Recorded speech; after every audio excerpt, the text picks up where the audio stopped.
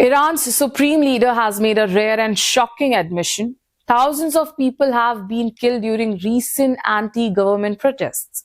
But instead of taking responsibility, the Iranian leadership is pointing fingers directly at the United States and Israel. Today, we bring you a full picture of what is happening inside Iran, from deadly crackdowns and mass arrests to an internet blackout that has cut the country off from the world. This is a special story. This is KTV India. You're watching with me, Varsha Venugopal. In an unusually direct statement, Iran's supreme leader, Ayatollah Ali Khamenei, acknowledged that several thousand people were killed during recent protests. He claimed the violence was not caused by the Iranian state alone, but blamed foreign forces, particularly the United States and Israel, for what he called sedition.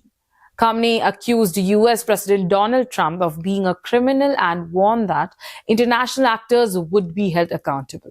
However, he also said Iran does not want war. He will not drag our country into war, he said. But we will not leave domestic or international criminals alone.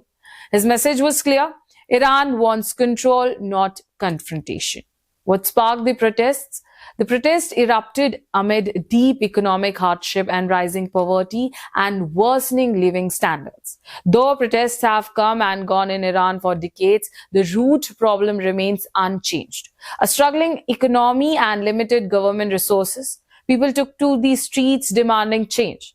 What followed was a brutal crackdown. According to Iranian media, more than 3,000 people have already been arrested for participating in anti-government demonstrations. Arrests are still ongoing, including new detentions reported in Iran's Kurdistan province, while trials have not officially begun yet. Authorities confirm that indictments are ready, especially in the capital, Tehran. Officials say these trials will be swift. Some accused protesters are being charged with waging war against the state and trying to destroy public order, extremely serious criminals in Iran that can carry harsh punishments. Some trials may even be held publicly, especially for those labeled as protest leaders.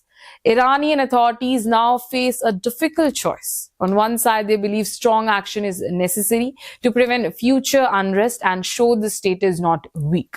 On the other side, harsh punishments could deepen the growing gap between the government and the people.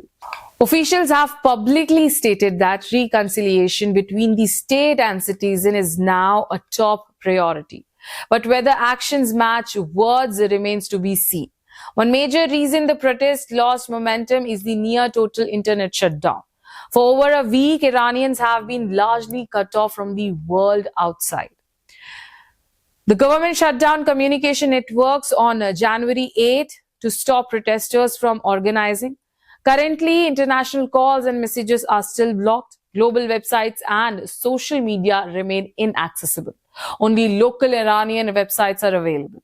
The government has introduced a three-phase plan to restore communication. Phase 1, domestic SMS services restored. Phase 2, limited access to Iranian-made messaging apps, but there are strict controls. No group chats, no group calls, no sharing of photos or videos in groups. Authorities fear group messaging could help organize protests. And Phase 3, full internet restoration, still pending with no clear timeline for now. Iran remains digitally isolated from the world. In recent days, streets have appeared calmer. Some nights have passed with no visible protests, but experts warn this does not mean the crisis is over. The core issue, unemployment, inflation, poverty, and lack of opportunity remain unsolved. As one analyst puts it, protest may pause, but pressure beneath the surface continues to build. Iran today stands at a crossroad, a nation mourning thousands of deaths, a government promising justice yet enforcing control, and a population struggling to be heard even online.